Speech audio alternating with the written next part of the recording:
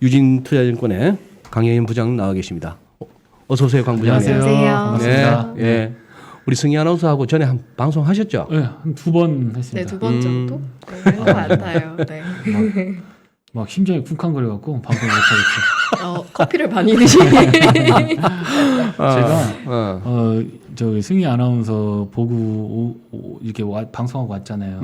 주변에 증권맨들이 다 물어봐요. 뭐라고? 정말 화면하고 똑같이 예쁘냐. 아. 그래서 제가 뭐라고 답변하셨는지 뭐라고? 중요합니다. 그렇게 하냐. 실물이 더 이쁘지. 그렇게. 네, 그렇게. 어떻게 커피 한 잔 나가서 사올까요? 아이고, 우리 지금 한 달 됐나요, 우리 강 부장님? 네. 저하고 만난 지가. 아마 그쯤 됐을 겁니다. 한 달 그죠? 정도. 2월 그 한 달 동안에 결국 뭐 우크라이나 가는 거는 터졌고 또 한 달 전까지 계속 워닝을 주셨던 연준의 긴축. 그게 이제 오늘부터 오늘 저녁부터 이틀에 걸쳐 이제 갑니다. 네. 강혜인 부장이 못 갑니다 한다고 해서 못 가는 장이고 강혜인 부장이 이제부터는 갑니다 해서 갈 장도 아니고 그렇긴 하지만 자, 이번 장을 그래도 이렇게 어느 정도 정확하게 짚으셨잖아요. 혹시 지금쯤은 약간 달라진 뭐가 있습니까? 이제 생각할 때는 네. 그 매매할 때는 이제 계속 자료 준비를 저도 이제 방송하면서 하잖아요. 네. 하면 할수록 자꾸 이제 마음이 편해지는 때가 있거든, 구간들이. 이거는 이거 준비 뭔가 네, 계속 조사하다 보면. 근데 지금 그 개운치 않은 거가 있어요. 개운치 않은 거. 개운치 않은 것들이 있어요. 그러니까 예를 들면 대표적인 게 신용 잔고 같은 것들. 아하. 지금 나스닥이 20% 정도 빠지면 우리나라도 마찬가지. 우리나라가 신용 잔고가 22조였었거든요. 네. 최근에 빠질 때. 예. 그러면 우리나라 GDP가 1.7조 달러니까 2천조 정도 본다고 하면 1%였고 1%. 신용 잔고가 GDP의 1%. GDP 대비. 미국 4%였어요. 지금 3.7%더라고요. 미국이. 그러니까 그런데 실제로 보면 20% 빠지기 시작하면서부터 종목별로 포트폴리오 20% 빠지기 시작하면서 증권사에서 여기서 조금만 더 내려가면 이제 다행히 올라가면 다행이지만 조금 더 내려가 버리면 이제 마진콜이 나오기 시작하거든요. 그러면 이제 자꾸 딜레버리징이 되는 거기 때문에 네. 그러니까 그런 부분들 일단 해소가 안 됐다. 그 다음에 기업들의 지금은 보면 인플레 같은 경우도 더 악화되고 있잖아요. 계속 악화되고 있잖아요. 1월달, 2월달 지나면 괜찮아질 거고 그런다는데 전망치 계속 올라가고 있고. 근데 여태까지 페드가 한 거는 계속해서 이번 달 말까지 계속 완화를 하고 있잖아요. QE를 하고 있거든요. 아직까지는. 하고 있거든요. 아직까지는. 그러니까 현실적인 타격은 안 온 상태에서 멘탈로만 지금 시장을 느끼고 있는 상황인데 20% 조정 준 거거든요. 근데 여기서 핵심적인 어떤 정책들이 들어가서 땡기기 시작하면 이제는 실제로 돈을 상환해야 되거든요. 그럼 이거 어떻게 될 거냐. 그러니까 여기서 17,000 나스닥 100 기준으로 17,000에서 4,000포인트 빠졌으니까 이 정도면 됐으니까 A한 괜찮으니까 들어가 보실까요? 라고 하면서 단기적으로 5% 10% 있을 반등 랠리에 대해서 얘기할 거냐. B한 내가 그거 어떻게 하냐. 나 모른다. 근데 대충 그냥 잘 넘어가지 않겠냐. FOMC 끝나고 넘어가지 않겠냐. 그다음에 3안 이게 잘못되면 욕을 얻어먹을 수도 있겠지만 여기서 한 번 더 미끄러지면 돌이킬 수 없는 상황이 온다. 이게 3안이에요. 근데 제가 방송할 수 있는 건 이 세 가지 옵션이라는 거죠. 이제 문 열고 들어올 때까지도 고민을 했는데 어쨌든 원고를 준비한 건 3안으로 준비를 했습니다. 원고는. 네, 그렇게 했고 왜냐하면 금리라고 우리가 8월, 9월 작년 8월, 9월에 보시면 네. 금리 올렸을 때 멀쩡했거든요. 잠깐 빠졌다가 다시 올라갔어요. 그리고 우리 한은 금리 올렸을 때. 한은 금리 올렸을 때 8월 말에 올렸어요. 네. 그러고 나서 금융위원장이 8월 31일 날 취임을 하고 9월 달부터 와서 불러 모으잖아요. 은행장들 야 담보대출, LVT, DTI 내가 할 수 있는 거 해라라고 하는 걸 했거든요. 근데 지금 제롬 파월은 그걸 안 하고 있고 그 양반은 그걸 할 수 있는 연중 부위원장들은 인선도 안 되고 있고 그러니까 가버너 7명 중에서 3명이 공석이에요 지금.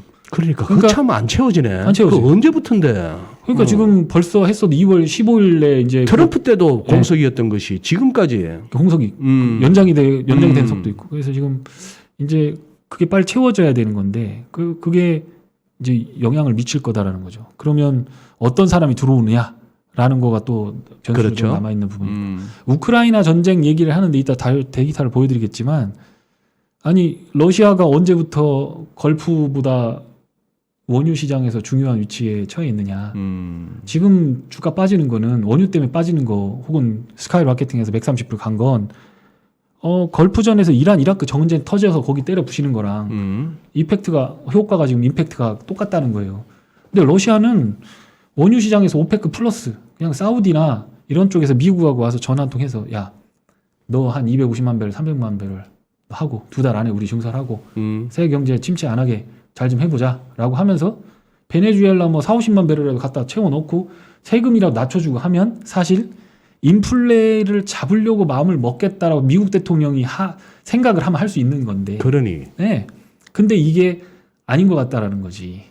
그러니 문제를 풀려면 풀 방법이 많은데 많죠. 안 풀잖아. 안 해. 안 하고 있어요. 예. 그러면 딱 보면 식량값 튀고 원료값 튀었는데 맞아요. 이거 두 개 다 지고 있는 데는 미국이고 그거 두 개 다 부족한 데는 중국인데. 그런데 러시아는 맨날 뭐 시베리아에 갇혀갖고 걔네는 역사적으로 문제를 일으킬 때 보면 걔네 외환보유고가 뭐가 자꾸 차잖아요. 지금 6,400만 불이에요. 외환보유고 차는 때 보면 항상 문제를 생기는데, 그 반대로 거꾸로 뒤집어 보면 미국이나 서방이 러시아를 무서워하는 거 아니냐. 쟤네 돈 주면 안 되니까.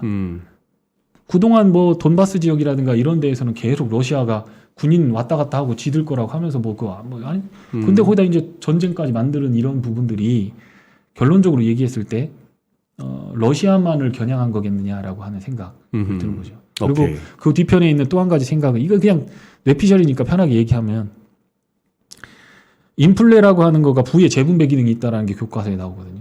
그러니까 내가 5년 전에 빚을 10억 냈어. 10억 내가지고 아파트를 샀어. 그럼 이자를 뭐 2% 정도 냈죠. 그때 2% 정도 내고 5년 동안 이자 갚아봐야 얼마 안 냈겠죠.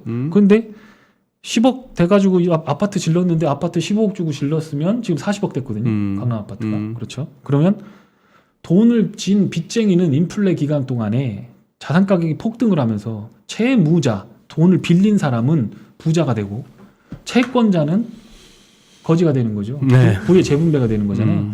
그런데 그 상황을 놓고 본다 그러면 빚을 누가 제일 많이 갖고 있느냐? 미국이 제일 많이 갖고 있잖아. 전 세계에서. 빚이 제일 많아요. 달러. 그리고 우리가 달러라고 해서 그건 현금으로 생각하는 거지만 사실상 엄밀한 의미에서는 미국의 어떤 자기 압수표와 같은 그것도 부채인 거죠.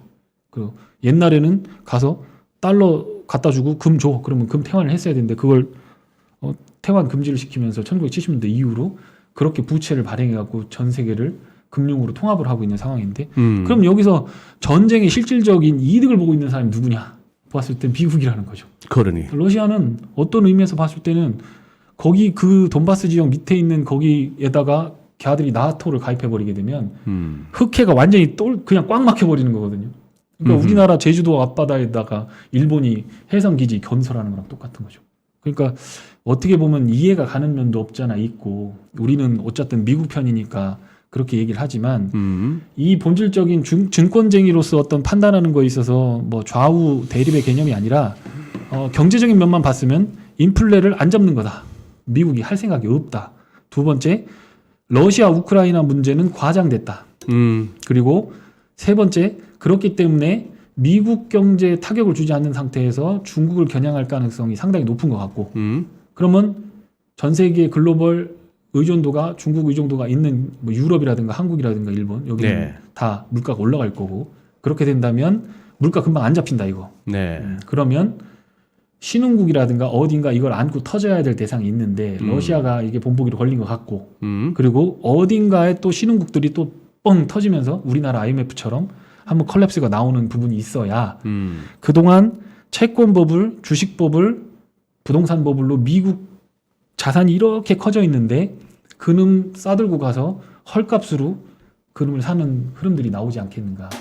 어떤 의미에서 보면 결국 어딘가 피를 한번 봐야 된다는 어디가 얘기네. 피를 한번 보지 않을까 그런 생각을 해봅니다. 지금 준비하신 자료 네. 화면에 한번 띄워주시면 좋겠는데 네. 22년 페드 연준의 페르소나 네. FMC 아니 첫장 네. 그리고 트랜스토리를 연기하다. 참네 이 정권가에 저렇게 인문학적 소양으로 똘똘 뭉친 사람이 있다는 게 그러니까 지금 저기서 페르소나는 지금 강 부장께서는 페르소나는 뭐 여러 가지 뜻이 가능한데 지금 가면이라는 의미로 쓰신 건가? 그러니까 FOMC가 페드의 이제 페르소나, 그러니까 의중을 나타내는 의중을 나타내는 이게 이제 감독이 이제 이렇게 가면 그러니까 감독의 생각을 잘 드러내는 등장인물이잖아요. 그러니까 페드의 생각, 지금 페드가 얘기했던 거의 생각을 이번 3월 FOMC가 네. 정확하게 나타낼 건데, 그 제롬 파월이 트랜지트리를 연기했잖아요. 사실 트랜지트리 아니잖아요. 개뻥 쳤잖아요. 예, 개뻥이었죠. 또 하나의 지금 네. 뻥이 이제 나올 거다라고 하는 건데, 이번 그게 이제 이번 3월에 서플라이 체인 디스럽션이다. 그 뻥이다 이제. 그러면 남은 게 뭐냐? 아유 손가락이. 이렇게 세 번째 남은 게 뭐냐? 그러면 이제 이거는 통화 팽창 발행에 대한 부분. 그러니까 연준 책임이 있다라고 합니다. 그 제롬 파월이 얘기를 할 때 상원 청문회에 갔을 때 그런 얘기를 했어요. 내가 1970년대 인플레를 걱정하는데 제롬 파월 당신 어떻게 생각해? 내가 그거에 대해 충분히 인지하고 있다는 걸 기억해 주길 바랍니다. 라고 얘기했고, 두 번째 또 한 가지 한 게 뭐냐면 달러의 크레더빌리티, 달러의 신뢰성을 훼손하는 일이 없어야 된다라고 하는 거. 그게 뭐냐면 리얼 페드 펀드 레이트가 실질이 지금 마이너스가 나오니까 달러 갖고 있으면 이거 거품된다. 이거 짐바베니까 달러 이거 아무 의미 없다라고 하는 거에 대해서 나 알고 있으니까 걱정하지 마라라고 얘기를 했다라고 하는 건데, 그 기억하다라고 하는 단어가 옛날에 이제 성경책을 많이 읽을 때 그때 항상 얘기한 게, 성경책의 주요 어떤 플랫이 뭐냐면 보라, 하나님이 너한테 어떻게 했는지 봐라. 그 다음에 또 한 가지는 기억해라. 본 거를 기억해라. 이렇게 되는 거거든요. 그렇죠. 근데 미국 대통령이 대통령 선서할 때 성경책 위에다 놓고 하거든요. 그러니까 우리가 기억하다라고 하는 건 나 옛날에 첫사랑 기억하, 이게 아니라 날 기억해 주십시오라고 하는 건 자기 신앙에 대한 맹세 정도로 미국 애들은 보고 있다라고 생각합니다. 그러니까 저는 이번에 트랜지트를 연기했던 제롬 파월이 회개하는 흐름이 나올 거다 아마. 이번 3월 FOMC에 3월 FOMC에 나오고 나면 그게 의사록이라든가 점도표에 분명히 반영이 될 거다. 그래서 금리는 급격하게 올리면 지금은 안 된다. 왜냐하면 일드 커브 인버전이 발생해 버리기 때문에. 그래서 그거는 살짝 올리면서 가지고 있던 채권들을 집어 던지면서 결국 양측 긴축으로 조진다. 네, 모기지 채권부터 던질 거다. 그러면 지금 인플레가 많이 나오는 거가 대부분 쉘터에 관련, 에너지 가격 빼놓고는 다 쉘터예요. 다 그러니까 부동산 때문에 나오는 부분들이 많이 끌어올려졌다라는 거죠. 그러면 그 부분을 아마도 해소하려면 모기지 채권 던지면 되잖아요. 모기지 채권 막 올라가면 사람들이 집 안 살 거 아닙니까? 그 지금 모기지 신청 건수도 많이 줄었어요. 그래서 그렇게 된다 그러면 아구가 딱 맞다. 그러면 일드 커브 인버전 없이, 그리고 소기의 목적을 달성하면서 긴축을 진행을 할 것 같고, 지금 이제 긴축하는 QT하는 방법이 이제 두 가지가 있는데, 만기가 돌아오는 1, 2년 남은 그거를 다시 바깥으로 내보내지 않고 그냥 회수하는 방법이 이제 패시브 방식인 거고, 액티브 방식은 만기 10년 이상 된 거, 그 장기 채권들 갖다 집어 던지는 거가 패시브인데, 금리를 0.5% 서프라이즈로 인상을 해서 나 금리로 니들 시장을 컨트롤할 거야 라고 하는 사인을 주면 주가는 오를 가능성이 있어 보입니다. 차라리. 네, 차라리 그게 낫다. 근데 이게 만약에 FOMC 끝나고 나서 안도 랠리가 나와서 5% 10% 올라가는 상황이 온다고 할 때 지금 보니까 제가 차트 이따 보여드리겠지만 보니까 딱 2019년도 밸류에이션까지 딱 갖다 놨어요. 그러니까 여기서 기다리고 있는 거죠. 어떻게 하나 보자. 근데 평균적으로 가려면 여기서 20% 정도 더 떨어져야 되는데 그러면 이게 주가가 항상 이렇게 적정 밸류를 이렇게 넘어다니잖아요. 이렇게 그렇죠. 빠질 때는 밑으로 빠졌다, 올라갈 때는 그거에 뭐냐, 그게 레버리지가 청산이 돼서 그런 건데 지금 미국이 GDP의 4%대에서 3.7%까지 떨어진 이 신용 잔고 어떻게 할 거냐. 계속 떨어질 가능성이 있다. 그래서 신용 잔고가 더 줄어들 가능성이 있다. 네, 그래서 업종 섹터를 잘못 선택하게 되면 그냥 이거 박스권이다. 잘해봐야 박스권. 안 되면 긴 급락 이후에 회복하는데 5, 6년 걸리는 그런 장도 미국 시장 될 수가 있겠고, 다만 우리 시장을 보면 우리 시장 그동안 좀 미리 맞은 것도 좀 있고, 그리고 어떤 면에서 중국이라든가 미국이 부러지지만 않는다라고 하면 여기서부터는 좀 솟아날 구멍은 있지 않은가. 고객 예탁금이나 이런 것들이 생각보다 많이 안 줄더라고요. 네. 그리고 주식을 막 사 개인들이. 그리고 외국인이나 이런 사람들이 파는 부분이 물량이 많이 줄었어요. 네. 그러니까 여기서 자충수를 둬서 개인들이 아이고야 하면서 자기들이 던지지만 않는다고 하면 일정 부분에 요번 FOMC 끝나고 나면 여기는 한국 시장은 굉장히 좋은 어떤 부분에서는 꽃놀이패 증시도 그러니까 개인 투자가들이 막 이거 오늘도 많이 오르네 중성주 엄청 오르네 하는 장이 올 수도 있겠다. 아하. 근데 이제 미국이 문제인 거죠. 미국이 문제다. 미국이 문제인 거죠. 그래서 그렇게 시장은 보고 있는데 엄밀한 의미에서 보면 지난 어제 월요일 날 금요일 날 주식은 저는 많이 처분했어요. 가지고 뭐 1월 중순에 했던 국내 증시 국내 증시 좀 많이 처분했고. 왜요? 안 올라. 너무 안 올라요? 네. 뭐 리오프닝 뭐 올라 5% 올려놓고 또 3% 빠지고 또 7% 올라가서 좋다 이제 가나보다 그럼 또 4% 빠지고. 맞아요. 그렇게 움직이더라고요. 네, 계속. 그렇게. 그래서 힘이 없다. 올라가는 날 팔자. 다 팔아봤어요.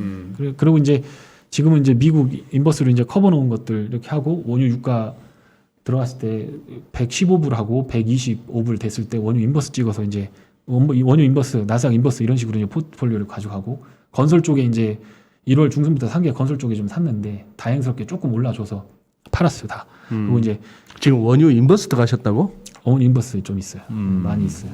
미국 것도 SCO라고 하는. 뭐 WTI 130, 뭐 저 국제 유가 130불은 개뻥이다. 그거 아니 130불 되면 저는 꽃놀이 패였던 게 뭐냐면 그래 130불, 140불, 150불 가면 내가 계속 찍어줄게. 이유는 딱 한 가지였어요. 일단 미국은 그러니까 시간 이런 게 있거든요. 미국 애들이 참 신기한 게 인타임이라고 하는 영화를 보면 인타임. 그 영화를 보면 일을 하게 되면 여기 손목에 시간을 줘요. 저 그 영화 좋아해요. 네.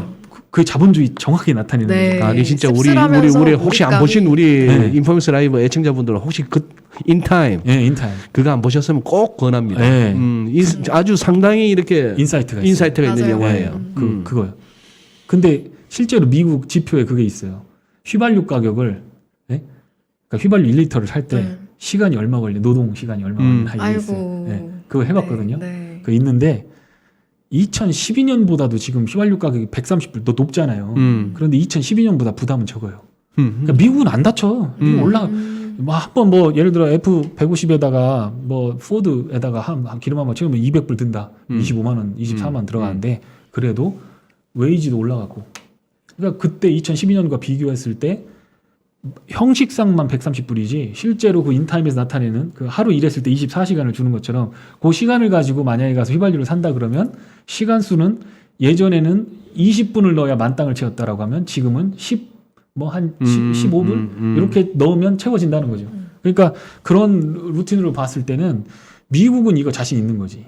요번에 내가 이거를 인플레를 갖다 확 해도 죽는 건 저 중국 애들 죽는다. 이런 생각 아닐까. 그러니까 결국에는 PPI, 중국 PPI나 중국 경제가 빠그라져서 슬로우 다운이 되지 않는 이상 거기서 공산품 만들어서 올라오는 건 전부 미국, 유럽으로 들어갈 텐데 네. 서플라이 체인 디스럽션 다 해결되고 있어요. 지금 보면 딜리버리 타임이라든가 이런 것도 해결되고 있어요. 데이터로 다 나와요. 그런데 결국엔 그러면 인플레 뭐냐라는 거죠. 그 핵심이 돈이라는 게 돈.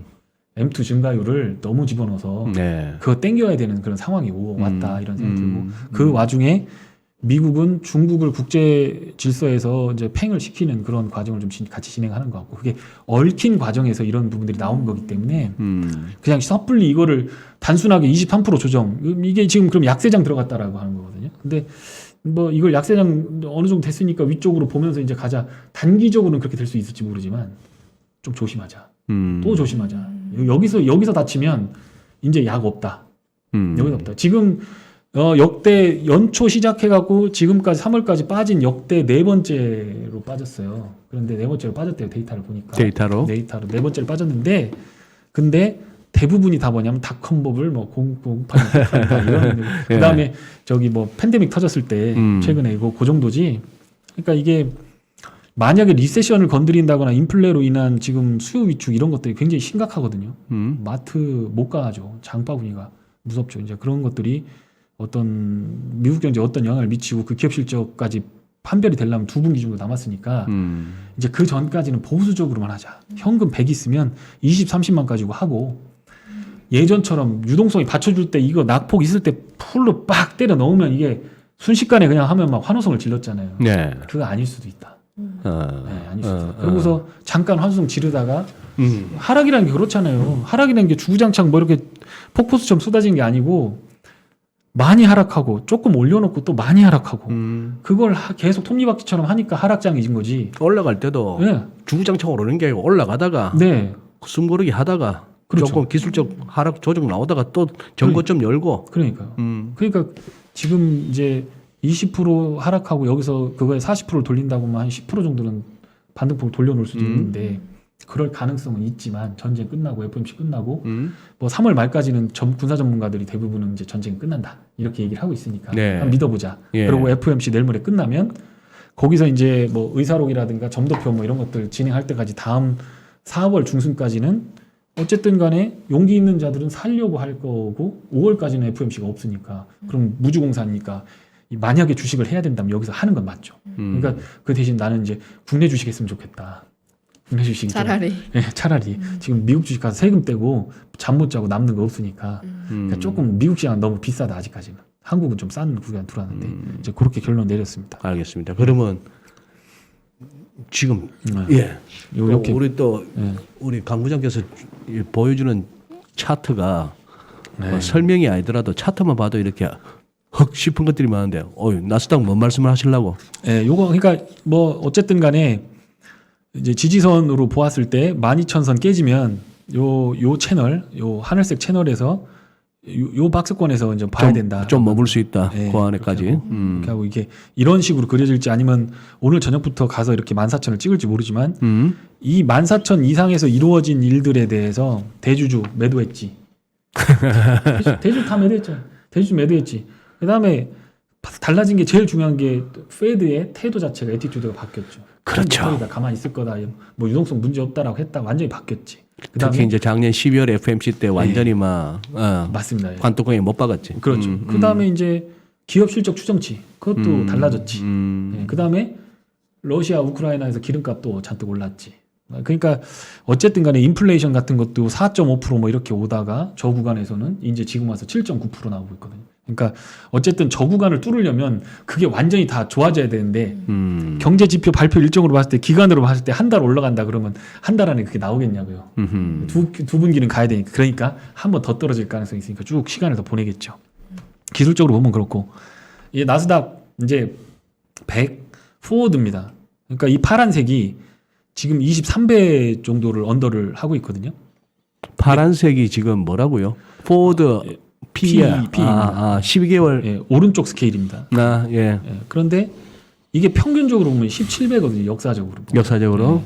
그리고 제일 근데 딱 보시면 여기 2000년도 저 팬데믹 터지기 전에 여기 꺾이기 전에 수준까지 갖다 놨잖아요. 다. 여기서 기다리고 있는 거지. 더 파는 건 아닌 것 같은데 여기서 FOMC 변수 사라지고 우크라이나 사라지면 다시 갈 것 같은데 하고 기다리고 있는 거죠. 네네. S&P도 보시면 똑같습니다. 다 거기. 그러네. 네. 재밌는 포워드 PR이 딱 네. 나오네. 예. 그러니까 여기서 앞으로 이익 조정치만 견고하게 버텨주고 페드가 이거 안 돼. 자산 가격 거품 뺄 거야라고 하면서 어금니 깨물지 않는 이상 여기서 반등짜리에 온 거죠. 그러니까 고민이 되는 거죠. 여기서 이제 사라고 했다가 살 수는 있겠지만 그러면 인버스 갖고 있는 것들을 깎으로 뒤집어서 이제 해야 되는 건데 고민이 되는 상황이죠. 그렇게 된다. 그러면 이제 이게 지금 갑론을박이 나오는 건데 이게 해부인 거죠. 그동안 이제 정초부터 빠져가지고 고점 대비 이렇게 해서 10%, 15%, 20% 빠지는데 이 빨간 선으로 가면 잠깐의 조정인 거죠. 네, 잠깐 최근에 조정. 우리가 봤던 것도 잠깐의 조정이었다. 네, 잠깐 조정인 거고 날아가는 거야라고 하는 거고. 그게 아니고 이렇게 옆으로 기는 건 박스권으로 가면 이제 이렇게 녹색선으로 가는 건데 가장 우려스러운 건 이제 이거거든요. 이렇게 밑으로 빠지는 거. 1차, 2차 이렇게 가면서 가는 거죠. 그러니까 인플레이션이 낮아질 거냐? 여기서 끝날 거냐? 피크아웃 할 거냐? 유가 내렸으니까 피크아웃 한다고 볼 거냐? 아니면 서비스업 PMI가 살아나고 있기 때문에 그쪽에서 땡기면서 공산품이 아닌 서비스 쪽에서 오는 물가 인상을 얘들이 감당할 수 있겠느냐라고 하는 거. 그 다음에 페드가 지금 보면 제롬 파월이 아니라 JP 모건을 이 국채나 경제 정책에서는 JP 모건만 믿거든요. 골드만삭스도 틀리고 뱅크 오브 아메리카도 틀려요. 근데 JP 모건은 이상하게 갸들 말대로 되는 경향이 있어요.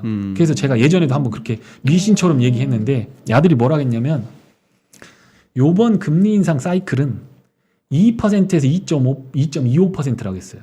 거기서 끝나게 될 거야 라고 했거든요. 그런데 지지난 시간에 지난번에 이게 지난번에 올렸을 때 하이크할 때 2.75%까지 가고 그 전번에는 5%였고 그 전번에 6%였잖아요. 그 페드가 금리를 쫙 땡긴 거가 그러고 나서부터 금리를 낮추기 시작했어요. 과거에 실질적으로 실제 할 때. 그런데 저는 무슨 생각을 했냐면 네. 이게 얘네가 금리 땡기는 최대치가 2.25%까지 구나 라고 얘기해 준 것 같아요. 그래서 JP 모건을 통해서. 네, JP 모건은 이번 상승 사이클의 금리 인상의 끝은 강세장을 끝내고 유동성 긴축을 다 해가지고 시장을 부러뜨리는 것까지 나한테 얘기해 줬다라고 저는 보고 있습니다. 네. 그 왜 그러냐면 채권의 듀레이션이 길어진 거예요. 제가 그걸 보고서 야 내가 이런 걸 발견하다니 나 진짜 천재다. 무릎을 탁 쳤어요. 채찍이 이렇게 있으면 이게 이렇게 있으면 이게 이렇게 길다 그러면 여기서 10cm를 움직이려면 이거 살짝 움직여도 이렇게 움직이잖아요. 그렇죠. 근데 이게 짧아지면 이걸 더 움직여야 많이 10cm가 움직여야지. 움직이잖아요. 듀레이션이 그런 거라는 거죠. 근데 왜 듀레이션이 최근 10년 동안 그렇게 길어졌는지 이해를 못 했었는데 누군가 그런 얘기를 해주더라고요. 이자가 만기가 길어지고 이자가 쿠폰 레이트가 작아지면 듀레이션이 길어진다는 거예요. 그래서 책을 찾아보니까 그렇게 돼 있더라고요. 그러니까 이자를 원금이 1억짜리 채권이 있는데 만기가 10년이야. 10년인데 한 놈은 이자를 10%씩 줘. 네, 그럼 얘는 듀레이션이 짧아요. 그런데 한 놈은 이자를 2%씩 줘. 그러면 듀레이션이 길어지는 거죠. 듀레이션의 교과서적인 정의가 그러니까 그 그냥 원금 회복하는데 걸리는 시간 아니야. 맞습니다. 예, 네, 맞습니다. 네. 그렇게 되는 거죠. 그러니까 그거를 딱 보면 이제 저금리로 부채를 어마어마하게 장기로 발행해 놓은 게 많아서 회사채고 국채고 다 그렇게 발행됐다는 거죠. 듀레이션이 엄청 길어진 거지. 예. 그러니까 6% 땡기다가 5.7% 땡기다 2% 땡기다 2.7% 땡기다 이제 2%만 땡겨도 되는 거야. 그러니 제로 금리를 갖다가 2.5%까지만 이게 채찍이 너무 길어졌어. 그렇죠. 예전 같았으면은 한 1, 2% 하던 놈이 6% 가야 충격받던 게 그렇죠. 제로 금리에서 한 2.25나 2.5만 가도 시장은 그렇죠. 막 어지러지해 정신 못 차린다. 충격파는 똑같다. 그렇지. 네. 그러니까 1% 딱 오를 때 괜찮을 거야 이게 아니라 예전에 3% 올린 거랑 똑같을 수 있다는 거죠. 그렇지. 예. 그런 거가 촥 와닿는 거예요. 그래서 JP 모건 말하고 합쳐보니까 JP 모건 말하고 합쳐보니까 일드 커브 인버전 안 나오는 상태에서 듀레이션이 긴 채권 시장을 금리 인상을 통해서 회수하겠다라고 할 때 그러면 답은 딱 하나예요. 금리 인상하는 속도는 천천히 가면서 QT를 빨리빨리 하는 수밖에 없어요. 지금 이번 3월 FMC의 또 관전 포인트가 그거예요. 그걸 것 같아요. 대충 저는 그렇게 보거든. 파월이 언제였습니까? 지난주인가 그전인가 저 왜 그거 했잖아. 3월 3일 4일이었나. 하원 먼저 상원 먼저 네, 갔다가 맞아요. 증언했죠. 자기는 25bp 인상을 갖다가 제한하고 지지한다. 그 얘기를 나는 자꾸 그렇게 들리는 거라. 나는 25bp다. 제롬 파월. 연준 의장으로서 제롬 파월 25bp인데 내가 웨이크하게 생각해 보면은 여기 위원들 가운데 50bp 올리자는 인간들이 너무 많아. 이 얘기일 수도 있는겨. 그래. 근데 나는 25bp를 제한하고 지지한다 이거야. 그러니까. 그건 생각 못했던 부분인데 제롬 파월 성격상 그럴 수 있을 것 같아요. 그러니까. 그 양반이 여태까지 한 행동을 보면 그럴 수 있을 것 같아요. 그러니까 뭐 말이 잘 안 통하기 때문에 떠듬떠듬 영어해서 그 사람을 좀 저거 하긴 좀 판단하기 그렇지만 어쨌든 간에 뭐 표정이나 내용들 이거 아티클 뭐 스크립트를 이렇게 보면서 하는 그런 것 같아요. 그래서 이제 보면 자 낙엽처럼 뚝뚝 떨어지는 건 없다 이런 거죠. 어떤 하락도. 자 이렇게 빠졌고 이렇게 올릴 수 있다 이렇게. 지금 뭐예요? 차트를 설명해 주세요. 나스닥 QQQ ETF. 네. 지금 이거 최근 차트입니까? 아니요. 00년도 닷컴 버블 빠질 때. 닷컴 버블 빠질 때. 이렇게 하면 또 닷컴 버블로 갔냐 안 갔냐 뭐 이런 얘기를 하시는데 하여튼 뭐 어쨌든 모르는 거 아닙니까? 지금 뭐 누구도 빠진다고 얘기 안 했었잖아요. 근데 지금 4,000포인트가 빠졌어요. 23%인데. 뭐 닷컴 버블이 아니었으면 코로나 버블이었을 수도 있고. 네, 그럴 수도 있고. 그러니까 어쨌든 간에 하락이라고 하는 거에 대한 어떤 스토리를 정리할 때 우리가 단정 짓고 결론 내려놓고 그렇게 하지 말고 만약에 이런 경우에 어떻게 될 건가를 본다면 이렇게 빠졌다가 다시 올렸다가 이제 내려와서 이 밑을 깨면 이 지점을 깨면 이제 더 내려가기 시작하는 거죠. 이렇게. 그러니까 하락장이 와서 어떻게 보면 굉장히 지금 뭐 100불 거가 20불 언더까지도 떨어졌었는데 5분의 1토막 났는데 QQQ가 네. 5분의 1토막 났는데 네. 그 중간중간에 50%씩 올라가는 30%씩 올라가는 장들이 있었다라는 거죠. 그러니까 지금 어떻게 보면 17,000에서 20% 빠진 것보다 더 중요하고 무서운 포인트에 와 있다. 이렇게 생각합니다. 그러니까 이게 제가 요거를 찾는 2013년까지 저 밑에 자료까지 가져오고 싶었는데 이게 너무 잘 돼 있어서 갖고 왔는데요. 여기 보면 2000년도 지금 여기입니다. 여기서 이렇게 빠진 거를 그 한 토막 요걸로 나타내 준 겁니다. 요걸로. 네, 네. 여기 이렇게 빠졌잖아요. 근데 이렇게 빠지고 요렇게 회복됐습니다. 여기가 08년도 서프라임 때입니다. 그렇게 하고서 여기는 사실 주식 버블은 아니었거든요. 부동산 시장이 버블이 터지면서 크레디빌리티가 깨져버려서 이렇게 된 거지 주식시장 버블은 아니었어요. 네. 근데 요게 깨져버리니 이렇게 갔다가 다시 이렇게 올라온 거거든요. 그러니까 요 박스를 본다면 요 전에 있는 박스까지 합쳐본다면 23년이더라고요. 그러니까 나스닥이나 미국 시장이 사놓으면 무조건 올라간다라고 하는 생각들이 잘못됐다라는 거예요. 23년 박스권이었는데 만약에 네. 혹시 예. 우리가 보는 이 차트에서 여기서 박스권이 그런 식으로 만들어지면 어떻게 할 거냐. 아. 네. 여기서 쫙 빠졌다가 쫙 올라갔다 쫙 빠졌다가 그렇게 되는 건데 그 대표 선수가 요때 빠져가지고 여기서 17년 만에 주가를 회복한 기업이 있잖아요. 마이크로소프트. 그게 닷컴 버블 주가를 회복하는데 17년 걸렸습니다. 그랬죠. 그러니까 지금 우리가 성장주라든가 뭐 세상을 바꾸는 주식이라든가 이런 것들에 대해서 생각할 때 고민해 볼 필요가 있다라고 하는 거. 그 다음에 일드 커브 인버전 아까 설명했던 그겁니다. 장기 국채 10년물은 안 움직이고 그리고 단기 국채를 너무 빨리 올려버리면 일드 커브가 플래트닝을 넘어서 인버전이 나와버리기 되면 이게 혹시 장단기 금리차 역전연산? 네, 10년, 2년 그 금리차 역전입니다. 이게 역전이 되면 은행들이 시스템 기능을 못해 대출을 밀어내지 못하잖아요. 통화 창출이라는 게 안 되잖아요. 네. 그러니까 통화 승수가 작동하지 않는 거가 여기인데 요게 일드 커브 인버전이 이렇게 들어가는 건데 그러니까 자 그럼 여기서 질문 2018년 19년 여기 올 때 일드 커브 인버전이 여기서 나왔고 19년 3월에 나왔거든요. 그러면 2020년에 이 어떤 팬데믹이 나왔잖아요. 그러면서 이게 리세션 들어갔거든요. 리세션이라고 하는 거가 우리가 착각하지 말아야 되는 게 리세션이 후퇴라는 걸로 그냥 증권시장에서 쓰이면 20% 조정 주면 그걸 리세션이라고도 해요. 증시가. 그러니까 리세션의 단어라는 그냥 걸. 어학적인 그런 의미는 어학적인 경기 후퇴. 네, 원래는 경기 후퇴인데 증권시장에서 그걸 갖다가 월스트리트저널이나 뉴욕타임 저도 한참 뒤에 알았어요. 네네. 블룸버그나 이런 데 보면 리세션 됐다고 그랬잖아요. 그러면 경제학에서 말하는 게 리세션이 됐어 하고 찾아보면 GDP 멀쩡해. 2분기 연속 GDP가 마이너스 마이너스. 성장, 역성장하면 그렇죠. 리세션인데 네. 그거는 이제 경기 실물 쪽에서 말하는 실물이죠. 리세션인데 네. 증시에서는 한 20% 고점 대비 20% 빠지면 리세션이다. 네, 그렇게 단어를 적더라는 거예요. 그러니까 그걸 착각하는 거예요. 지금 여기 보면 2000년도 여기 리세션이라고 나왔잖아요. 네. 여기도 데이터 가서 보시면 한 분기 마이너스 GDP 나오고 그 다음에 플러스 나오고 그 다음에 다시 마이너스로 바뀌어요. 그러니까 엄밀한 의미에서 여기 리세션 아니에요. 여기 리세션 여기가 리세션이라고 하는데 가서 조사해 보십시오. 리세션 네, 아닙니다. 예. 아닙니다. 그리고 이게 되는 거예요. 그러니까 이게 뭐냐면 어쨌든 경기를 빠그러뜨리지 않으려고 할 거다. 페드는. 그러면 인버전을 만들려고 하진 않을 거다. 그러면 단기 국채 올리는 속도는 천천히 갈 거다. 그리고 돈은 회수는 해야 된다. M2가 너무 많으니까.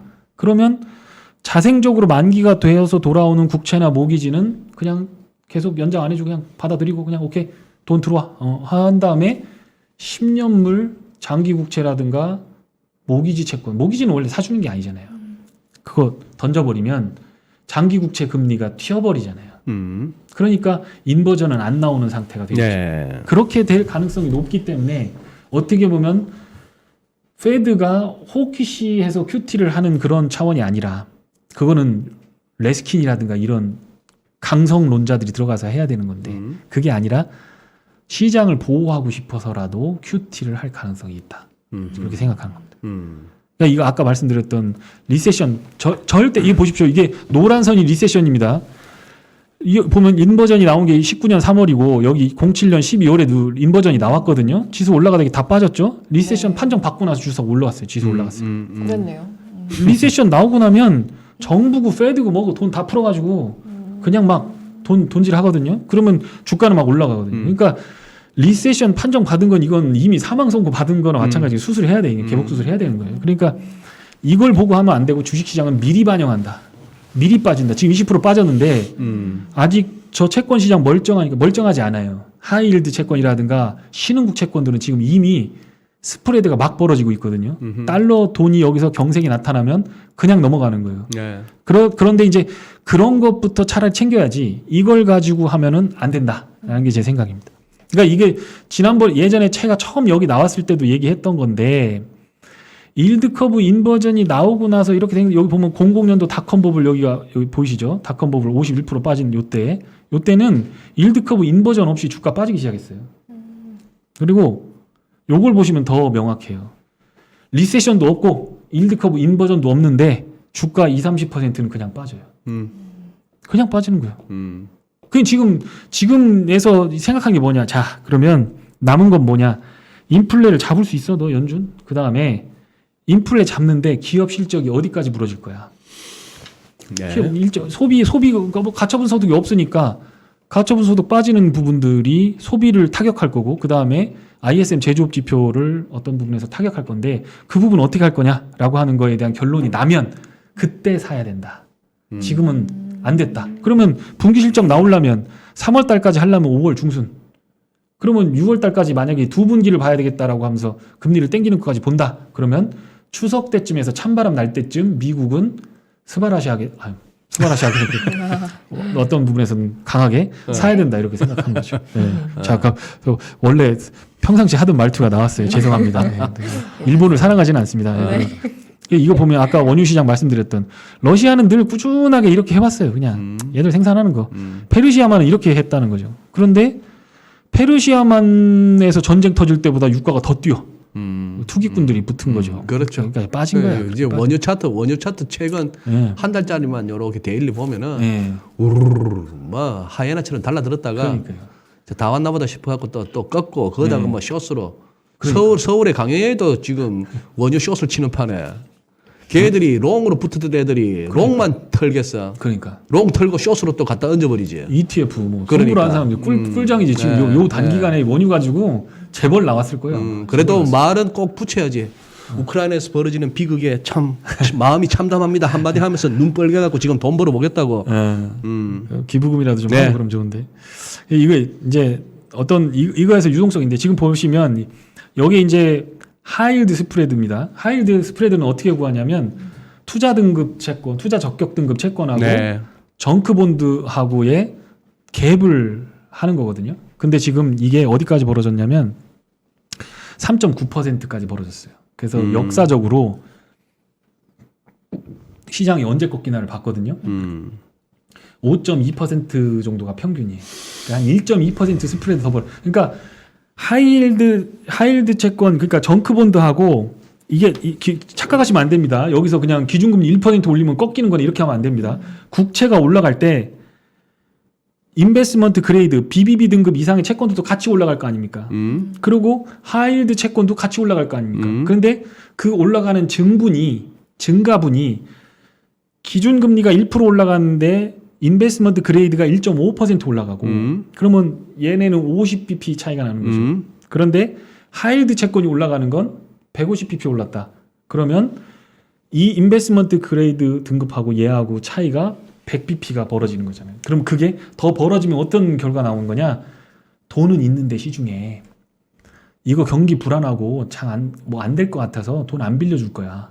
라고 하면서 자꾸 금리를 올리는 흐름들이 나와서 경쟁력이 없는 기업들이 도태되기 시작하고 주가가 내려가기 시작하고 부도나기 시작하는 흐름들이 나오는데 그게 어디서부터 증시에 충격을 주느냐 그 스프레드가 과거 데이터 최근에 있는 데이터를 보니까 5.2%가 최저더라고요. 6% 넘어가면 그때부터는 시장 콱콱 부러지더라고요. 근데 뭐 그게 원인이 우크라이나가 됐든 아니면 인플레이션이 됐든 뭐가 됐든 모르겠지만 그게 그럴 수가 있다라고. 그리고 이 파란색으로 보이는 여기는 뭐냐면 이 신흥국들이에요 지금. 신흥국들 팬데믹 여기 뭐 19년 말에 이렇게 오는 이 부분이 있잖아요. 20년에 왔잖아요. 여기 20년 이렇게 오는 거. 연초에 팬데믹 나왔을 제일 때. 위에 파란색이 네. 신흥국 쪽이다. 신흥국 쪽입니다. 네. 이거는 벌써 시작했구나. 네, 시작했죠. 이게 뭐 네. 중국 거는 보니까 중국 하이힐드 블룸버그에서 나오는 거 25%예요. 아하. 달러 부채 대비해서 그게. 그렇게 하는 거고 오늘 또 뉴스 보니까 러시아에다 무기 제공하겠다 그러고 했잖아요. 중국에서 네. 거기다 대놓고 그런 짓거리 하면은 가만 안 둘 거야 한 게 네. 저 설리반 국가안보보좌관이고 무슨 뭐 젠사키 대변인이고 네, 하는 맞아요. 네.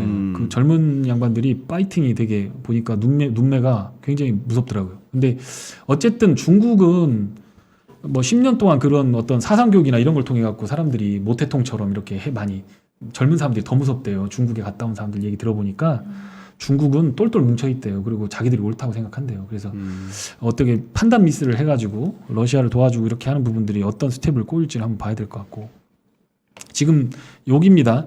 진짜 중국한테 그렇게 뻥뻥 큰 소리 치는 만큼 진짜 할 수 있나 미국이?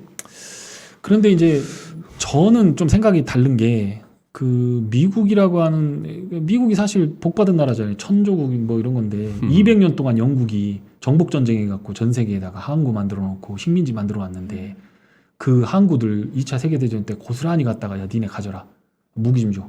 2차 대전 할 때. 그렇게 해서 오키나와부터 시작해 갖고 미국에 있는 섬 괌 뭐 사이판 이런 것들을 다 영국 거였잖아요. 그거 한 방에 그냥 다 미국 놀아줬잖아요. 근데 이 달러 그럼에도 불구하고 영국은 지금 그 금융이라는 걸 재패를 못했었잖아요. 완벽하게 재패를 못했었거든요. 근본이 제도였어요. 그러니까 금에 대한 증서로서의 어떤 역할을 했었지 법정화폐로서는 움직이지 않았었던 건데 지금 이게 그러면 코끼리를 잡고 싶을 때 총으로 쏘고 가갖고 주먹으로 때리고 뭐 해서 막 작사를 던고 그렇게 해서 죽이는 것도 좋지만 지금 미국이 쓰는 거는 코끼리 얼굴에 랩을 씌우겠다는 거잖아요. 네, 숨 못 쉬게. 숨 못 쉬게. 네, 기름도 받아? 러시아의 거 받았어? 제재. 화웨이 제재. 반도체 제재. 쟤랑 손잡으면 제재. 이렇게 해서 숨통을 끊어놓겠다라고 하는 거잖아요. 그러니까 어떻게 봤을 때는 저 랩 가지고 코끼리를 죽일 수 있어라고 생각할지 모르지만, 네, 감아버리면 숨이 막혀서 죽는다라고 하는 거. 그러니까 자발적으로 그 안에 식량과 에너지가 자급 안 되는 중국이 버티다가 결국에는 예전에 소련이 2000년도에 뱅크럽시가 나가면서 그 이후 20년 동안 숨도 못 쉬고 살았던 것들을 중국도 혹시 여기서 노선을 잘못하면 그렇게 될 수 있지 않을까. 그냥 뇌피셜인데 네. 국제정세는 잘 모르고 그렇다는 거죠. 그게 지금 여기에 이렇게 로프티하게 떠있던 이런 잠깐만 이제 차트를 우리 좀 설명을 해주세요. 아무리 속도감 있게 나가는 것도 좋지만 네. 뭐 알고 들어야지. 네. 지금 선이 뭐예요? 점은 뭐고 빨간 선은 뭐예요? 요게 그 지금 여기를 보시면 이 왼쪽에 있는 게 저 S&P 지수라고 보시면 되고요. S&P 500 지수. 네. 그다음에 요거는 하일드 아까 말씀드렸던 스프레드 있잖아요. 그 옵션 어저스티드 하일드 스프레드 관련된 거. 그게 몇 포인트가 되느냐를 찍은 겁니다. 이렇게. 하일드의 가상금리. 벤치마크 대비 가상금리 네, 스프레드가 어느 정도냐. 네. 오른쪽으로 가면 그만큼 스프레드가 더 벌어져서 예. 머니마켓에 좀 경색이 왔다 이렇게 보면 네. 되는 그러면서 거고. 지수는 빠져야 되는 거죠. 이렇게. 그러면 지수가 빠지는 예. 거지. 그러니까 이쪽 하일드 그래서 스프레드. 우하향하는 빨간색 저 추세가 나온다. 그렇죠. 예. 오케이. 이렇게 돼야 되는 거예요. 그런데 그동안에는 정부가 돈을 지원을 주니까 얘가 그냥 여기 왔는데도 그냥 지수는 여기 있었던 거죠. 그러니까 지금 이렇게 내려온 거예요. 내려온 건데 이제 지금 3.9 떨어졌어요. 오늘 보니 확인하니까 3.9. 뭐가요? 스프레드가 3.9. 스프레드가 3.9. 3.9%로 벌어졌다고? 네. 더 벌어졌다고? 더 벌어졌어요. 여기다가 나타내질 못해서 네. 3.7까지 나왔잖아요. X축에 3.9가 없네. 없어요. 네.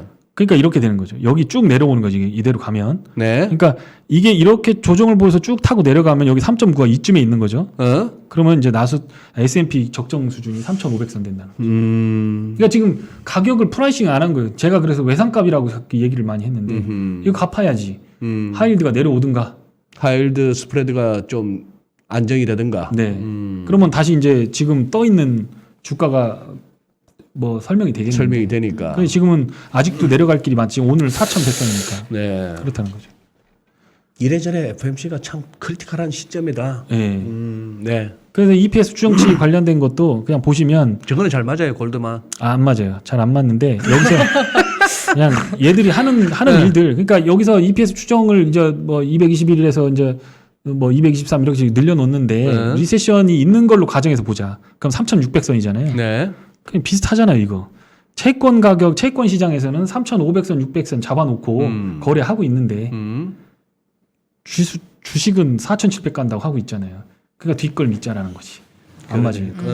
뭐 채권 시장은 주식보다 더 크니까 주식은 일단 막 개인 투자가들 막 사는 사람도 있고 해외에서 막 들어와서 막 사잖아요. 그러니까 아직은 유동성이 빨리질 않고 있는 상황이니까 막 그냥 롭티한 멀티플을 지금 갖고 있는데 그러면 이제 여기서 봤을 때 골드만삭스도 약간 이런 걸 리세션을 저기다 가정해 놓고 빠져날 구멍을 저기다 만들어 놓은 거라고 난 보는 거죠. 쟤들도 이제 양심은 있는 거지. 글로벌 IB의 디그너티가 있는 거죠. 그러니까 6천 숫자가 미국 애들은 보면 자료를 검토하다 보면 이쪽 저쪽 맞춰보면 아귀가 딱 맞는 구간들이 딱 있어요. 예. 그 제가 예전에 테이퍼링도 땡길 거고 저것도 할 거다. 그거 제롬 파월이 얘기 이미 다 했거든요. 안 들은 것뿐이야. 포커싱을 이게 필립스 곡선이라고 하면 실업률하고 인플레를 같이 할 수가 없으니까 지금은 실업률에 맞춰서 하겠다라고 하면서 노선까지 그려져 가면서 닷컴 버블이나 99년 아니 09년 서프라임 아니면 최대한도로 해서 46개월로 해가지고 우리가 지금 실행을 하겠다라고 하고서 얘기를 한 게 뭐냐면 올해 22년 6월부터 테이퍼링을 시작하겠다라고 얘기했는데 그 다음번에 고용지표 딱 나왔는데 이거 아니야. 그루트가 아니야. 더 가파르게 회복돼. 그러면 땡길 거다. 그런데 제롬 파월은 트랜지트리니까 뭐 이러면서 얘기했지만 그 사람은 정확하게 얘기했어요. 그 한 구석은. 실업률 보고 할 거야. 근데 지금은 딱 또 한 가지 얘기하는 게 있어요. 인플레 잡을 거야. 그리고 또 한 가지 얘기하고 있는 게 뭐냐면 크레디빌리티. 달러 가치가 훼손되는 일에 대해서는 내가 역할이 있는 걸 안다. 내가 그걸 기억하고 있다. 봐달라, 믿어달라. 이렇게 얘기한 거거든요. 다 알려줬어. 주식시장 빠지는 거 관심도 없어. 채권시장은 이미 다 이렇게 반영하고 있어. 이미 가 있어 거기 딱 채권시장. 여기까지 와라. 지금 시장만 지금 버티고 있는 거야. 반등할 수도 있죠. 오늘 뭐 이렇게 하고 나면 또 댓글이 또 무서운데 와가지고 네가 얘기하더니 나스닥 2% 올랐다 또 이럴 수도 있어요. 몰라. 하여튼 단기적으로 모르겠지만 어쨌든 장기적으로 봤을 때는 올라오고 나서 요거 찾아서 갈 거 가능성이 상당히 높다.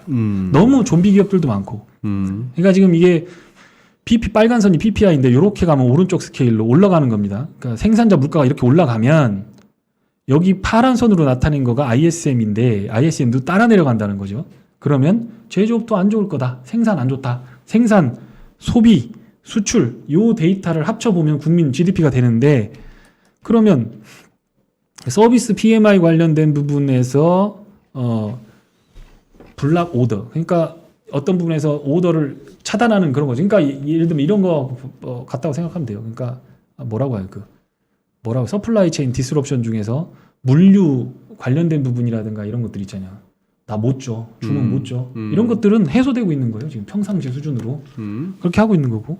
그러니까 서비스 인벤토리 관련된 거서 앞으로 장사 될 것 같아서 재고 자산 늘릴 거야. 인벤토리가 재고인가요? 네, 재고입니다. 그러니까 지금 서플라이 체인 디스럽션이라고 하면서 얘기하는 거가 뻥일 거라는 거예요. 그러니까 반대로 생각해서 미국이 무역 적자가 엄청났거든요.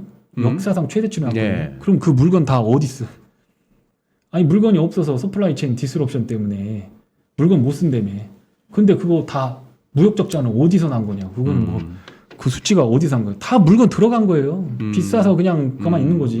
그러니까 결론적으로 얘기하면 물가 상승 부분에서 서플라이 체인 디스럽션이 기여하는 부분이 많을지 아까 말했던 서비스업이 개선되면서 끌고 올라가는 거 그다음 유가 부분 유가는 뭐 내려갈 거니까 어쨌든 기저가 있을 거니까 기고가 있을 거니까 그렇게 되는 거죠. 소비자 심리지수 맞아요. 저게 많이 지금 자신감이 많이 떨어졌어요. 네. 네. 소비 심리 한번 보십시오. 이거 2011년 빼놓고 리세션 대부분 다 리세션 들어갈 때 이 정도 수준까지 내려오는데 지금 사람들이 60 언더로 지금 들어갔다는 거예요. 네. 이게 이제 유니버시티 미시간이거든요. 그러니까 미시간 소비자 이거는 뭐냐면 내구재라든가 소비 그러니까 컨퍼런스 보드의 소비자 심리는 고용과 연계된 거예요. 그러니까 이전까지는 그거를 보는 게 맞았고, 그러니까 지금 실업 데이터나 뭐 4월 초에 뭐 매월 초에 고용 노동성에서 발표하는 지표는 주식 시장에 큰 영향을 못 미쳐요. 졸트니 뭐 실업률이니 뭐 이니셜 뭐 실업 주당 청구 건수 이런 거 다 의미 없고, 그리고 컨퍼런스 보드에 있는 부분들 그것도 의미 없고, 그리고 이제 이 소비하고 ISM하고가 문제다라고 하는 거가 핵심입니다. 그러니까 그게 안 살아나면 기업들이 어디서 뭐 새벽 기도하다가 영감 얻어서 실적 기입할 수도 없는 거고, 이거는 가서 물건을 팔아야 되고 서비스를 팔아야, 재화 용역을 팔아야 되는 거잖아요. 네. 근데 그게 지금 막히고 있는 상황이기 때문에 팔 수가 없다. 그렇게 됩니다. 지금 중간에 네. 잠시 지금 2월 PPI 생산자 물가지수가 나왔는데 전월비는 CPI하고 똑같아요. 0.8%. 네. 오히려 뭐 시장 예상치 0.9%보다 조금 낮은데 PPI가 전년비 10%예요. 어쨌거나 예상치에는 부합한데, 그런데 이게 PPI가 며칠 전에 나왔던 게 2월 CPI 아니에요. 2월 CPI였잖아. 그 7.9%가 전년비. 네네, 그랬죠. 네, CPI. 이걸 어떻게 해석해야 돼요? 중국은 이거보다 더 심한데 PPI가 이만큼 오르는데 CPI가 이렇게 PPI 오른 만큼 못 오르는 건 어떻게 봐줘야 되는 거예요? 그거는 물건 잔뜩 사다 중간재 사다가 공장 돌려서 임금 많이 주고 물건 만들어 놨는데 놨는데 이제 그게 사실 회계적으로 재무제표로 보면 그거 그냥 매출 재고 자산으로 잡히거든요. 그러니까 그냥 그거는 뭐 예를 들어 재무제표를 훼손하지 않아요. 그렇게 했는데 물건을 내놨는데 가처분 소득이 모자라니까 소비자들이 이렇게 안 쓰잖아요. 그러니까 물건 가격을 예를 들어서 원자재를 100원 올려서 가져왔는데 10% 올려서 가져왔는데, 그러면 소비 전가할 때는 적어도 90원 100원 올려서 팔아야 되는데 올려놨는데 안 사는 거지.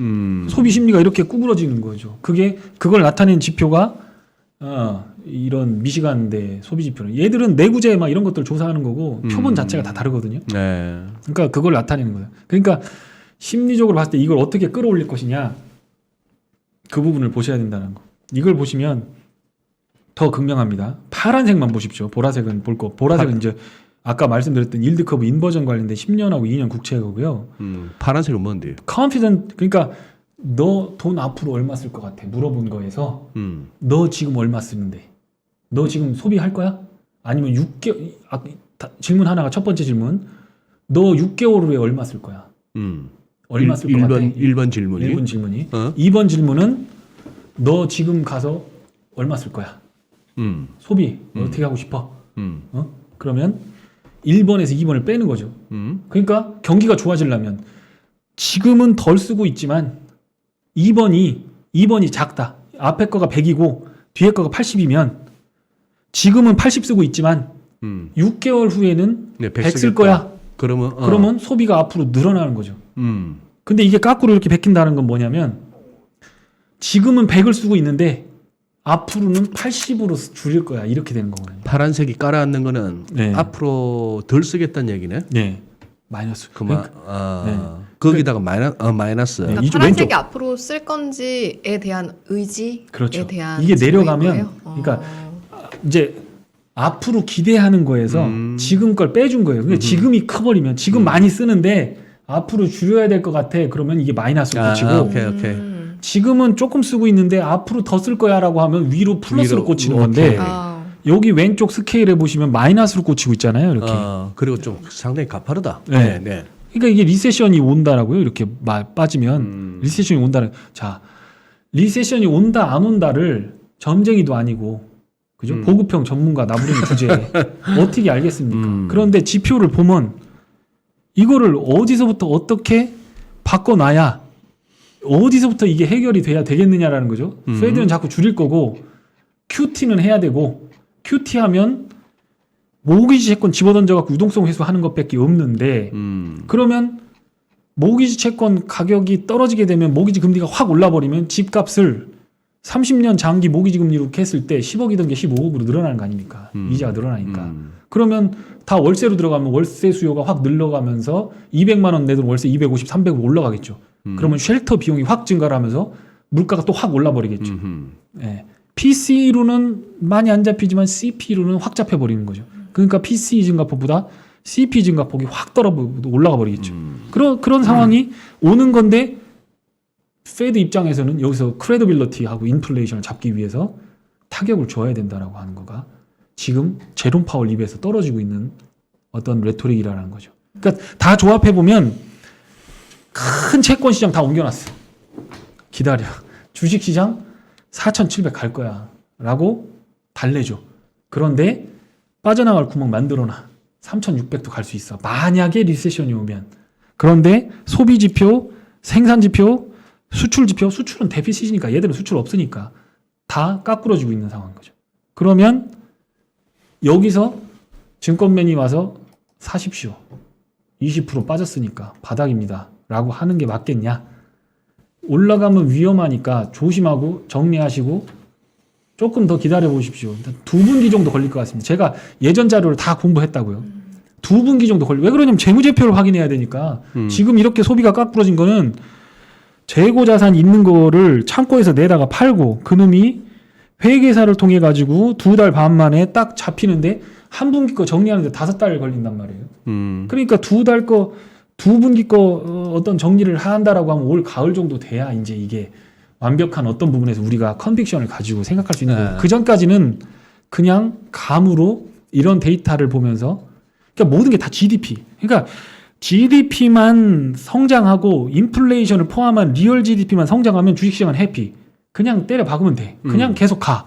빠지면 사고 안 되면 물리면 더 사고 하면 돼. 그런데 이 GDP가 어떻게 될지 모르니까 매주마다 매월마다 지표들을 계속 내주는 게 ISM 지표고 실업 지표고 생산 지표고 고용 지표고 이게 다 소비 지표가 다 그래서 나오는 거거든요. 그러니까 GDP는 분기당 한 번씩 발표가 되고 그걸 집계해서 2달 있다 나타내는데 그거를 눈 가리고 투자할 수 없으니까 요런 지표들 만들어서 보고 있으니까 요런 지표들이 이렇게 나오면 당연히 우리는 요 지표를 보고 그렇게 생각해야죠. 네, 예. 그러니까 뭐 다른 뭐 뇌피셜로 될 거냐 안 될 거냐 미래에 가본 것도 아닌데 맞아. 리세션이 올지 안 올지 어떻게 알아. 근데 문제는 더 문제는 여기란 말이에요. 이게 마진 대비 이렇게 지금 이제 예? 증가는 안 하고 있지만 지금 파란색은 지수 같은데? 지수액은 지수고 S&P 500이고. 예. 이게 지금 막 늘다가 증분 자체가 6개월 평균으로 한 증분 자체가 늘지 않는다는 건 6개월 동안 마진 대비 정체되고 있다는 거예요. 신규 유동성이 공급이 안 되고 있는 상황이죠. 저게 오실레이터가 제로로 가고 이게 깎으로 떨어지기 시작하면 6개월 전에 있던 신용 물량들이 청산되기 시작하면서 마이너스로 거꾸러지기 때문에 이 오실레이터는 반드시 보시면 알겠지만 차트 아시는 분들은 알 거예요. 오실레이터는 한번 이렇게 올라가면 반대로 꼭 이렇게 나옵니다. 반영처럼. 그렇게 됩니다. 그런데 지금 그거 터졌다는 뉴스 한 번도 안 나왔죠. 안 나왔어요. 뭐 신용 때문에 뭐 잘못돼 우리나라 국민들은 거기에 신용을 못 쓰거든요. 외국인들은. 근데 예. 미국 사람들은 신용 쓴다는 거예요. CFD부터 시작해 레버리지 막 쓰잖아요. 근데 캐시우드도 쓰지 않을까? 뭐 돈으로만 하겠지. 얼굴로만 보면은 안 그러실 것 같아요. 오케이. 또 보면 딱 안 하실 것 같이 생겼어요. 근데 어쨌든 이렇게 된 거. 이게 지금 지난번에 말씀드렸던 1970년대 거 13%, 지금도 13% 예. 이거 회수해야 된다라고 하는 거.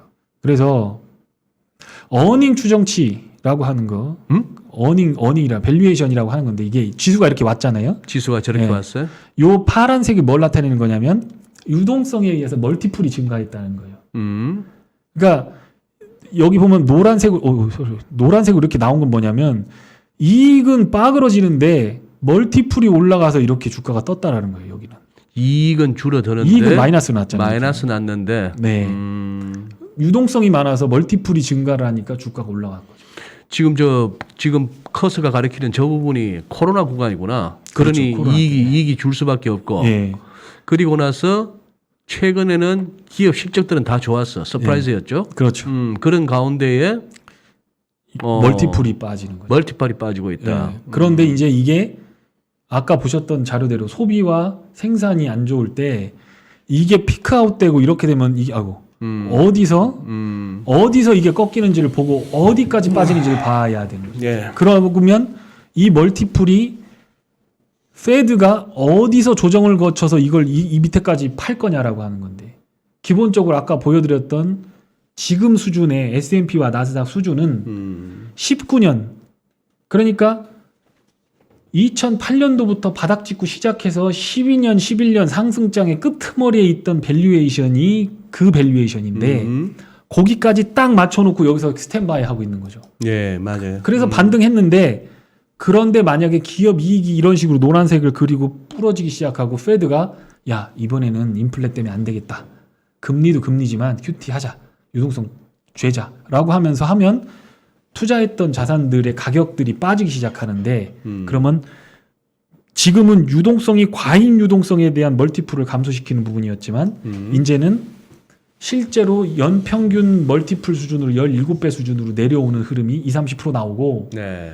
그거의 전제는 이익이 안 부러진다는 전제인데 만약에 중미 무역 분쟁 나오고 뭐 스텝이 꼬여버리게 되면 이익이 부러지게 되면 올해는 되게 안 좋은 해가 될 수도 있다. 오케이. 알겠습니다. 그게 자, 이제 핵심. 그러면은 네. 벌써 10시 7분인데 나름 이렇게 텀을 갖고 강 부장님 모셨어요.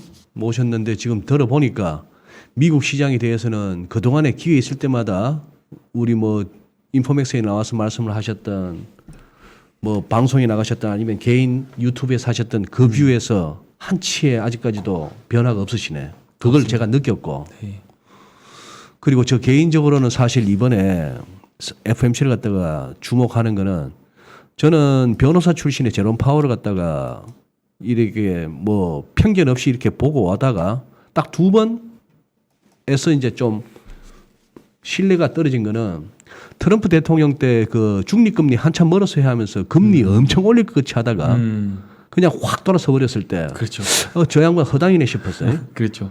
그 다음에는 인플레이션은 계속해서 일시적일 것이야 했던 그 진단이 작년 결정적으로 12월 FOMC 때부터 뭐 점도표 후훅 올라가고 할 때부터 이 양반 봐라 싶었어요.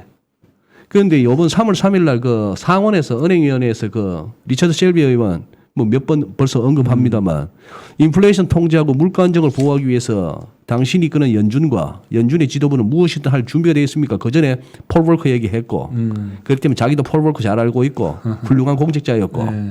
의원님의 질문 존경한다 그랬고 의원님의 질문에 대해 제가 예라고 답변한 것으로 역사가 기록해 주기를 희망합니다. 네. 까지 했어. 네.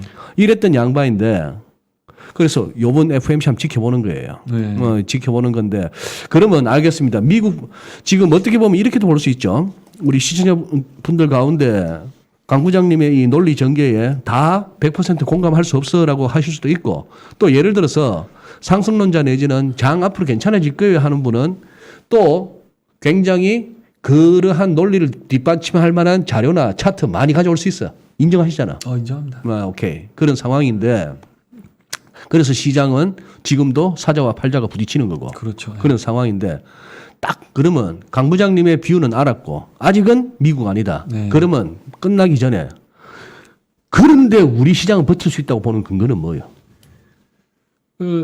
버티지는 못하겠죠. 그러니까 같이 좀 영향을 빠지긴 받겠죠. 하는데 한국 시장하고 미국 시장하고 차이는 미국 시장은 롱텀 베이스로 지르는 장이잖아요. 샀다 팔았다 안 되잖아요. 딱 좋은 지점. 그러니까 미국은 정확한 데이터들이 있어요. 리얼 일드, 네. 리얼 디비덴드 일드. 네. 내가 돈을 투자했을 때 내 연금 어떻게 될 건가? 그러면 전 세계 연금들은 그걸 다 보고 있거든요. 이거 갖다 넣으면 연 2% 따박따박 배당 나오겠네? 분기 배당도 나오네? 오케이. 점유율 이렇게 되면 뭐 커피 파는 회사가 스타벅스가 뭐 맥도날드가 뭐 햄버거 안 먹고 살겠어? 이러면서 일정 수준 주가로 빠지면 거기다가 돈을 때려 박는다는 거죠. 거기서 더 빠지는 건 배당 받고 버티면 돼. 계속. 그렇게 하기 때문에 장기 베이스로 가야 되는 건데 미국의 유동성으로 인한 고평가가 장기 베이스로 투자를 할 수 없는 지경까지 밸류에이션과 이런 것들을 끌어올려놨다라는 거예요. 그러니까 실제로 지금 주식을 갖고서 투자하는 거는 채권 투자만 못하다라는 거죠. 금리가 올라간 상황에서. 그러니까 누가 큰 기관 투자가들이 주식을 하겠습니까? 올라오면 팔아버리지. 그러니까 결론적으로는 그 팔았던 사람들이 다시 들어가는 로직을 찾자. 그러고 나서 우리는 자야 되잖아요. 시차가 정반대잖아요. 음. 그러니까 주식 사놓고 자는데 갑자기 뭐가 일어나서 막 이렇게 빠져버리고 이거 대응도 못 하는데 미국 시장 그렇잖아요. 그런 거란. 근데 우리나라는 이게 제조업 국가잖아요. 네.